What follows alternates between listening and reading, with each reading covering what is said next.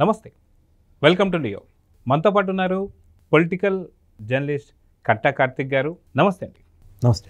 మనం చూసుకుంటే కాకాని గోవర్ధన్ పోలీసుల్ని సమాజంలో ఎక్కడున్నా లేదా సప్త సముద్రాలు దాటి ఉన్నా సరే సమాజంలో తీసుకొచ్చి గుడ్డలు ఊడిదీసి నించోబెడతా అని చెప్పేసి అన్న మాటలు కావచ్చు, అదేవిధంగా గతంలో ఎన్నో రకాలైనటువంటి పొరపాట్లు కావచ్చు, అక్రమాలు కావచ్చు, అవినీతులు కావచ్చు, ఎన్నో చేసి మీసం మెల్లేయడం కానీ తోడలు కొట్టడం కానీ మనం చూసాం గతంలో.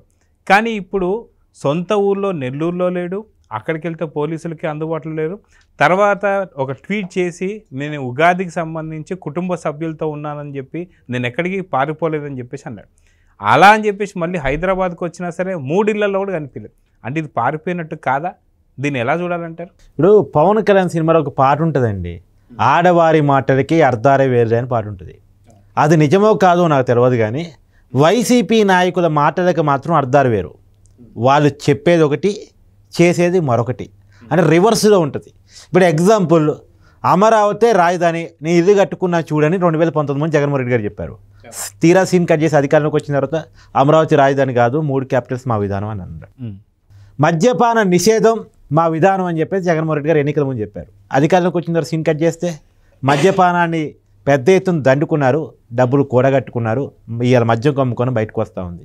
అది పక్కన పెట్టేసి అసలు మద్యాన్ని నేను నిషేధించబోను అని చెప్పేసి మద్యం కార్పొరేషన్ ద్వారా కూడా అప్పులు తెచ్చుకున్నటువంటి కల్చర్ జగన్మోహన్ రెడ్డి గారిది. అంటే వాళ్ళు చెప్పేది ఒకటి, చేసేది మరొకటి. ఇప్పుడు నేను పారిపోలేదు అని కాకాని చెప్పాడంటే మనం అర్థం చేసుకోవాల్సింది నన్ను పారిపోయాడు అని. అంటే మనం అక్కడ అర్థం చేసుకోవాలి. కాకాని ఎలాంటి భయంలో బతుకుతున్నాడంటే, అతని మీద కేసు నమోదైంది అన్న వార్త తెలిసినో లేదో వెంటనే వైసీపీ కార్యకర్తను పిలిపించుకొని ఇంటికి రక్షణగా పెట్టుకున్నాడు. వెంటనే వస్తే గొడవ చేద్దామని చెప్పేసి. సో ఇది అయ్యే పని కాదు అని మళ్ళా అనుకొని ఒక పూట అలా ఉంచుకొని తర్వాత నెక్స్ట్ డే హైదరాబాద్ వచ్చేసాడు. అక్కడ నోటీసులు అంటిస్తారని తెలిసి సరే అక్కడికి వెళ్ళారు. అక్కడ ఇంటికి తాళాలు వేసి ఉన్నాయి. అక్కడ ఏదో 2 ఇళ్ళు ఉన్నాయంట మరి సారికి. ఆ 2 ఇళ్ళకి తాళాలు వేసి ఉన్నాయి. నోటీసులు అంటించి వచ్చారు. తర్వాత కాకాని పరారయ్యాడు, ఎక్కడున్నాడో తెరవట్లేదన్న వార్తల కథనాలుగా వచ్చిన తర్వాత నేను ఎక్కడికి పారిపోలేదు, హైదరాబాద్లో ఉగాది వేడుకలు చేసుకుంటున్నాను కుటుంబంతో కలిసి అని ఒక ట్వీట్ పెట్టారు. సరే హైదరాబాద్లో ఉన్నానంటున్నారు కదా, హైదరాబాద్ వచ్చారు పోలీసులు. ఇప్పుడు హైదరాబాద్లో కూడా లేడు. సీన్ కట్ చేస్తే అంటే ఎక్కడికి పోయాడు? ఇక్కడ అర్థం కానిటువంటి ప్రశ్న. ఎక్కడికి పారిపోయాడు?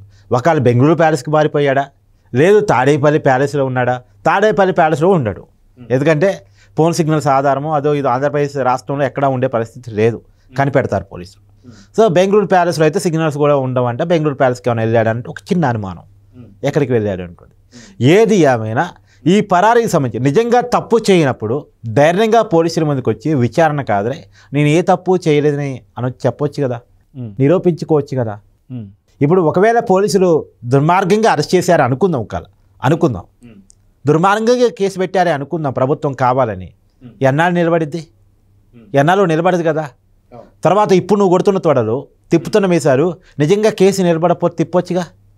విచారణ కనుక ధైర్యంగా ఎదుర్కోగలిగితే, నేను నిజాయితీ నిరూపించుకోగలిగితే. ఇప్పుడు చిన్న ఎగ్జాంపుల్ చెప్తా. చంద్రబాబు నాయుడు గారిని వైసీపీ అధికారంలో ఉన్నప్పుడు అరెస్ట్ చేశారు. ఏ కేసులో అరెస్ట్ చేస్తున్నారో కూడా తెలవకుండా అరెస్ట్ చేశారు. ధైర్యంగా ఆయన ఎదుర్కొన్నారు. ఆయన అరెస్ట్ చేసిన తర్వాత దాదాపు 50 రోజులు పైగా జైల్లో ఉంచి 6 కేసులు పెట్టారు. అంటే ఒక్క కేసులో కనుక బెయిల్ వస్తే మరో కేసులో అరెస్ట్ చేద్దామని. కానీ ప్రతి కేసుని ఎదుర్కొన్నారు. కానీ ఏ కేసుని వైసీపీ నిరూపించలేకపోయింది. అది ప్రజల్లో చంద్రబాబు గారి సానుభూతిగా మారిందిగా, వైసీపీకి నష్టం చేసిందిగా. నిజానికి దుర్మార్గంగా కేసులు పెడితే ప్రజలు గమనిస్తారు. కక్ష సాధింపుగా కనుక నేను మిమ్మల్ని ఇబ్బంది పెడితే ప్రజలు గమనిస్తారు. కానీ ఇవాళ ప్రజల్లో వల్లభనేని వంశీ అరెస్ట్ అయినప్పుడు కానీ, పోసాని కృష్ణమురళి అరెస్ట్ అయినప్పుడు కానీ, నందిగాం సురేష్ అరెస్ట్ అయినప్పుడు కానీ, తర్వాత పిన్నెల్లి రామకృష్ణారెడ్డి ఈవీఎం ధ్వంసం కేసులో అరెస్ట్ అయినప్పుడు కానీ, వీళ్ళు అరెస్ట్ అవుతున్న ఎప్పుడు కూడా ఒక చిన్న సానుభూతి కూడా ఎందుకు రావట్లేదంటే వీళ్ళ పట్ల జనాల్లో అసహ్యత ఉంది. వీళ్ళు తప్పు చేశారని జనాలు భావిస్తున్నారు. సొంత పార్టీ కార్యకర్తల్లో కూడా ఆ సానుభూతి లేదు ఎక్కడ. మనం మీరు ఇందాక అన్నట్టు చాలా చక్కగా ప్రతి ఒక్కరు ఎవరెవరైతే అరెస్ట్ అయ్యి జైలు పాలయ్యారో కనీసం కుటుంబ సభ్యులు కూడా కనిపించినటువంటి పరిస్థితి మనం చూస్తూ వస్తున్నాం. సరే అయితే గతంలో మనం చూసుకుంటే ఎవరైతే అరెస్ట్ అయితే నెక్స్ట్ ముఖ్యమంత్రి అవుతారు, ఎవరైతే అరెస్ట్ అయితే వాళ్ళు చాలా మంచి పేరు వస్తుందని చెప్పి, కానీ వీళ్ళ కనీసం సింపతి కూడా రానటువంటి పరిస్థితిలో నిజంగా ఈ లాజిక్ కరెక్ట్ అని చెప్పేసి అనుకోవచ్చా లేదా? అది వైసీపీ వాళ్ళలో అంటే ఏం చెప్తారు? సహజంగా రాజకీయాల్లో ఉన్న నానుడు ఏంటంటే అక్రమాలకు పాల్పడ్డా, అన్యాయాలు పాల్పడ్డా కేసులు పెట్టి అరెస్ట్ అయినప్పుడు వాళ్ళ సింపతి వస్తుంది అనేది సహజంగా ఉన్నటువంటి నానుడి. కానీ వైసీపీ వాళ్ళు అరెస్ట్ అవుతుంటే అది రావట్లేదు. ఎందుకు రావట్లేదు అంటే వీళ్ళు చేసినటువంటి అన్యాయాలు, అక్రమాలు ఒక లెవెల్కి మించి ఉన్నాయి కాబట్టి, ఒక స్థాయికి మించి ఉన్నాయి కాబట్టి. జగన్మోహన్ రెడ్డి 5 సంవత్సరాల పరిపాలనలో ప్రజలు విసిగి వేసారి వీళ్ళు వద్దు అనుకుంటున్నారు కాబట్టి. అసలు ఇంకా చెప్పాలంటే ప్రభుత్వం అరెస్టులు చేయట్లేదు, ప్రజలు డిమాండ్ చేస్తున్నారు. రివర్స్లో ఉంది. సహజంగా ప్రభుత్వం ఉన్న వాళ్ళు అవతల వాళ్ళని అరెస్ట్ చేస్తూ ఉంటారు, ప్రజలు సింపతి చూపిస్తూ ఉంటారు. కానీ ప్రజలు సింపతి చూపించకపోయి అరెస్ట్ ఎప్పుడు అని అడుగుతున్నారు. పాపం కొడాలని ఆయనకి ఆర్టి ప్రభుత్వం హాస్పిటల్లో ఉన్నా కానీ అది డ్రామాలు ఆడుతున్నాడని ప్రజలు భావించే పరిస్థితి ఎందుకు? వాళ్ళ పట్ల అలాంటి పరిస్థితులు వాళ్ళ పరిస్థితులు అటు పడ్డాయి. అంటే 100 అబద్ధాల చోట ఒక నిజం ఉన్న నమ్మలేని పరిస్థితి. వైసీపీ అంటే ఒక అబద్ధాల పార్టీ. ఒక కోడికత్తి అబద్ధాన్ని చూశారు, ఒక గురకరాయి అబద్ధాన్ని చూశారు, తర్వాత మొన్నటి లేటెస్ట్గా పోసాని గుండెపోటు అబద్ధాన్ని చూశారు. కాబట్టి ఏది అబద్ధమో ఏది నిజమో తెలియని పరిస్థితుల్లో ప్రజలు భావిస్తుంది అంటే వైసీపీ నాయకులు ఏది చేసినా అబద్ధమే, ఏది చేసినా నాటకమైన పరిస్థితిలో ఉన్నారు. ఇప్పుడు కాకాని గోవర్ధన్ కూడా నేను పారిపోలేదంటూ పారిపోవడం కూడా అబద్ధమే. ఖచ్చితంగా కదా, నేను చెప్తున్నాను కదా, ప్రజలు వైసీపీ నాయకుల మాటలకి అర్థాలు వేరు. వాళ్ళు పారిపోలేదు, నేను ఇక్కడే ఉన్నాను అన్నాడు అనుకోండి, ఇక్కడ లేడు ఎక్కడికో పారిపోయాడు అని అర్థం చేసుకోవాలి. సో కాబట్టి ఇలాంటి డ్రామాలు బంద్ చేసి నిజంగా కాకాని గోవర్ధన్ రెడ్డి గారు తప్పు చేయకుండా ఉంటే, నిజాయితీ పరుడై ఉంటే చట్టం ముందుకు విచారణకు హాజరై తన నిజాయితీ నిరూపించుకోవాల్సిన అవసరం ఉంది. లేదంటే తప్పు చేశానని ప్రజలకు క్షమాపణ చెప్పేసి ముక్కు నేలకు రాయాల్సినటువంటి అవసరం ఉంది. ఏంటి ఇంత దుర్మార్గమా? ఎవరి స్థాయిలో వాళ్ళు ఒక్కొక్కరికి బయట తీస్తూ ఉంటే చాంతాడంత లీస్ట్ వస్తూ ఉంది. ఎవరు డబ్బు నొక్కేశారు, ఎవడు ఆస్తులు తిన్నారు, ప్రజల్ని 5 సంవత్సరాలు పీల్చి పిప్పి చేశారండి. ఒక రాజధాని కట్టలేకపోయారు, ఒక వ్యక్తికి ఉద్యోగం ఇవ్వలేకపోయారు, ఒక కంపెనీని తీసుకురాలేకపోయారు, పైగా కంపెనీలు పంపించేశారు. రాష్ట్రాన్ని ఎంత నాశనం చేయాలో అంత నాశనం చేశారు. ఒక రకంగా చెప్పాలంటే మళ్ళొక్కసారి అధికారంలోకి వచ్చారంటే శ్రీలంక లాంటి పరిస్థితులు ఆంధ్రప్రదేశ్లో వచ్చేలా చేశారు. పైగా వాళ్ళు మాత్రం సంపాదించుకొని ఒక ఇల్లు కాదు 2 ఇల్లులు కాదు 4 ఇల్లులు కట్టుకున్నారు. ఒక్కొక్కరికి ఎన్ని ఇల్లు అండి? జగన్మోహన్ రెడ్డి గారికి హైదరాబాద్ వస్తే హైదరాబాద్లో ఇల్లు, తాడేపల్లి పోతే తాడేపల్లిలో ఇల్లు, వైజాగ్ పోతే వైజాగ్లో ఇల్లు, చెన్నై పోతే చెన్నైలో ఇల్లు, బెంగళూరు పోతే బెంగళూరులో ఇల్లు, ఢిల్లీ పోతే ఢిల్లీలో ఇల్లు, ముంబై పోతే ముంబైలో ఇల్లు. పులివెందులో కూడా ఒక ఇల్లు. పులివెందులో అదొక ఎస్టేట్ ఒక రకంగా చెప్పాలంటే. ఇప్పుడు కాకాని గోవర్ధన్ రెడ్డి ఈయన స్థాయిలో ఈయనకి నెల్లూరులో 2 ఇల్లు, ఆయన నియోజకవర్గంలో మరో ఇల్లు, హైదరాబాద్లో 2 ఇల్లు. ఏంటి ఎన్నిళ్ళు? ఎవడబ్బా సొమ్ముతో కట్టుకున్నారు ఇదంతా? ఎక్కడ సంపాదించుకోగలిగారు ఇదంతా? ప్రజల్ని పీల్చి పిప్పి చేసి కాదా? సో ఖచ్చితంగా ఇవన్నీ నిగ్గుదేల్చబడాలి. ఈ ఆస్తులను జప్తు చేసి ప్రజలకు పంచగలిగితే మాత్రమే అది నిజమైన న్యాయం అవుతుందని నేను భావిస్తున్నానండి. అయితే మీరు అన్నట్టుగా వైసీపీ నాయకులు ఎవరైతే ఉన్నారో 2019 నుంచి 24 లోపల పూర్తిగా ఏదైతే సినిమాలో చెప్తున్నట్టు జోకర్ వాళ్ళకి పడితే పూర్తిగా ఆస్తులు ఒకరికి వచ్చేసినట్టుగా అందరికీ జోకర్లు పడ్డట్టుగా ఉంది. ఆర్కే రోజా విషయంలో చూసినా, మిగతా వారి విషయంలో చూసినా, ఎక్కడ పడినా సరే బెంజ్ కార్లు కావచ్చు, బంగ్లాలు కావచ్చు, ఇవన్నీ మనం చూస్తూ వస్తున్నాం. దీన్ని ఎలా చూడాలంటే, అంటే వైసీపీ వాళ్ళ పార్టీకి ఏ పార్టీకి ఒక సిద్ధాంతం అంటూ ఉంటుందండి.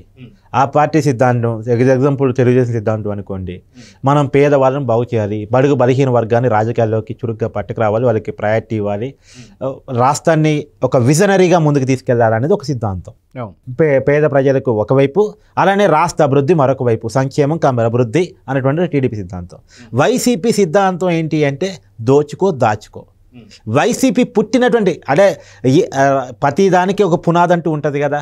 వైసీపీకి ఉన్న రాజకీయ పునాది ఏంటంటే కాంగ్రెస్ పార్టీలో ముఖ్యమంత్రి పదవి ఇవ్వకపోవటం ఫలితంగా ముఖ్యమంత్రి కావాలనుకున్న జగన్మోహన్ రెడ్డి గారు తనకున్న డబ్బులు రక్షించుకోవటం కోసం తనకి ఖచ్చితంగా పదవి అవసరం, అధికారం అవసరం అని చెప్పేసి పెట్టినటువంటి పార్టీ వైసీపీ పార్టీ. ఆ పార్టీ ఉద్దేశమే దోచుకో మరియు దాచుకున్న దానికోసం రాజకీయాలు వాడుకో. కాబట్టి ఆ పరిస్థితుల్లో వైసీపీ నాయకులు ఉన్నారు. వాళ్ళ పార్టీ సిద్ధాంతం అది. ఇప్పుడు కాకాని గోవర్ధన్ రెడ్డి రాజకీయాలు ఎందుకు యాక్టివ్గా ఉంటాడు? ఇప్పటి వరకు సంపాదించుకున్నది దాచుకోవాలంటే రాజకీయాలు ఏదో పదవి ఇప్పుడు ఉండాలి అనే దానికోసం ఉంటాడు. ఆ పార్టీ ఈవెందో ఈ పథకాలను అరెస్ట్ అయిన ఏ ఒక్కరైనా అంతే, ఈ కొడానాయనైనా వల్లభనేని వంశీ అయినా, వాళ్ళ ఉద్దేశాలు వారి రాజకీయాల్లో ఉంటారు, వైసీపీలో ఉండటానికి ఉన్న కారణాలు అవే.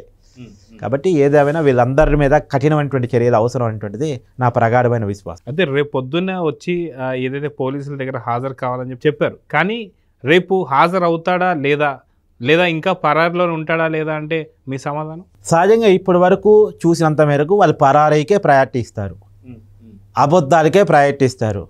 చివరికి మధ్యంతర పేరు తెచ్చుకొని మా అమ్మకి ఆరోగ్యం బాగాలేదని ఎక్కడున్నాడో తెలియకుండా దాక్కునేటువంటి వ్యక్తులు వైసీపీలో ఉన్నారు. కాబట్టి ఇలా ఆ పార్టీ నాయకుల నేచరు చూసినప్పుడు కాకాని గోవర్ధన్ పద్ధతిగా నిజాయితీగా విచారణకు వస్తాడని నేనైతే అనుకోలేను.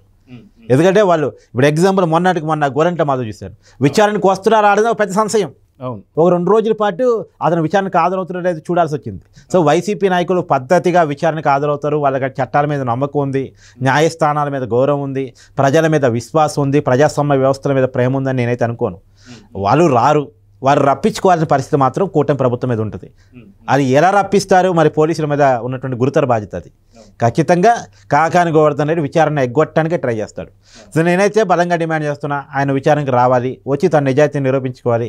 అతన్ని రాని పక్షంలో ఎలా రప్పించాలనేది పోలీసులు వాళ్ళ స్ట్రాటజీ వాళ్ళు పన్నాల్సిందే. సో చూద్దామండి, ఖచ్చితంగా రేపు పొద్దున పోలీసు ఎదుట కాకాని గోవర్ధన్ వస్తాడా లేదా చూద్దాం మరి. నమస్తే, thank you. Please subscribe to Leo News for more videos.